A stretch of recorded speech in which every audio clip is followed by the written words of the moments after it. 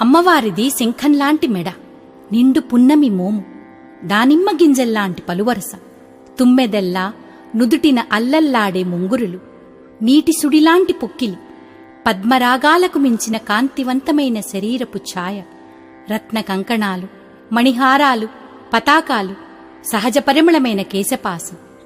ఇచ్ఛా జ్ఞాన క్రియాశక్తి సమన్విత అమ్మవారి ఇరుప్రక్కల శంఖ పద్మ నిధులుంటాయి. వాటి నుంచి నవరత్నవాహిని, కాంచనవాహిని, సప్తధాతువాహిని నదులు ప్రవహిస్తాయి. అటువంటి మణిద్వీపం మధ్య చింతామణి గృహంలో శృంగార మండపాన శ్రీ భువనేశ్వరీదేవి మహేశ్వరుడితో మహాదేవి అయి, నిత్య సంతోషిణి అయి, సంగీత నృత్య విలాసాలతో, అనంత కరుణతో, జనప్రియ స్తోత్రాలు వింటూ, జనహితమైన భక్తుల కోర్కెలు తీరుస్తూ